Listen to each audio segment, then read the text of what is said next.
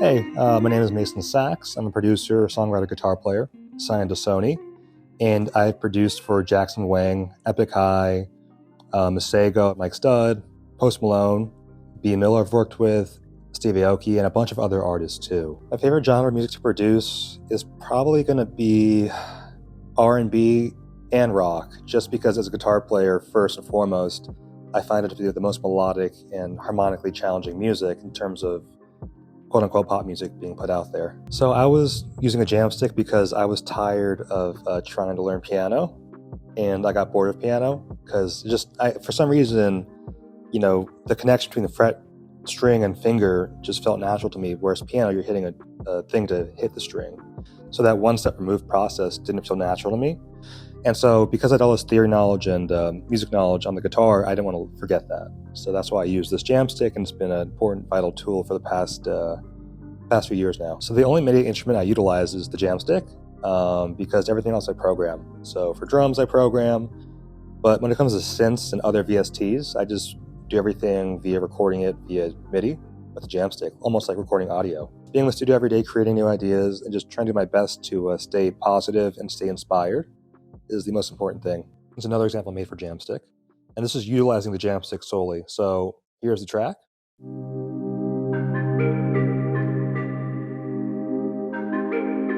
And so if you zoom in, you can see the MIDI, obviously. You can see those voicings I like a lot. Got a sub there, vocal chops.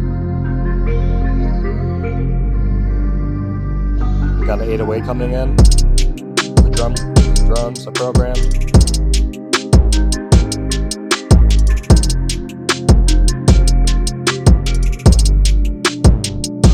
Cool. So now that you got a taste of the track, let's kind of dive into it. So the first part is the chords, and I'm utilizing the Prince by Critical Audio, and the preset's called Verse Tribesman. And here's how it sounds. And here's the MIDI. And so if you look at the shape of the MIDI, you can almost see it's like a guitar strum. Like if you look at the shape of it, it looks like you're strumming the guitar in a really cool way. So it kind of adds this nice effect to it and this nice sound that you can't quite get playing piano. And it kind of rolls into the chord, and I like that a lot. So nothing here is quantized. I don't like quantizing too much because I like having a natural sound and a natural feel in my production. And so if we go to the next part, which is the plucks, I'm also using the Prince by Critical Audio, and the preset's called Abrasive Ivory. And if you look at the plucks, right here. So same thing, this is all played via Jamstik, just picking it out. And that's a cool diminished voicing I like using on guitar. And if I was playing keys, I wouldn't know how to do that because I don't really have too much keyboard knowledge. And for me to make this lead part took about 1 minute. Whereas if I was using the keys or something else, it would take me quite a bit longer. And so we got that. And then we're going into this 808 here I got. I programmed it using the Jamstik again. And so it's just a Sublab XL, and I'm using the M808G preset. So that's that. And I just got Sublab on it. I have it pitched down just to kind of put it down there because I like doing that. And then from there it goes into the sub. And for the sub, I'm utilizing the Juno 6. It's by Analog Lab, Materia. And here's how it sounds. All right, I have a little decapitator on there to give it some saturation. And so if you look at the MIDI on it, you can see that same thing. It's not quite quantized, but everything is so close to the grid. That's how I like my production, where it still has that human feel. And so, this is all used via Jamstik. So this whole entire section is just me pressing record and just playing MIDI guitar. And over here, the vocal chops, same thing.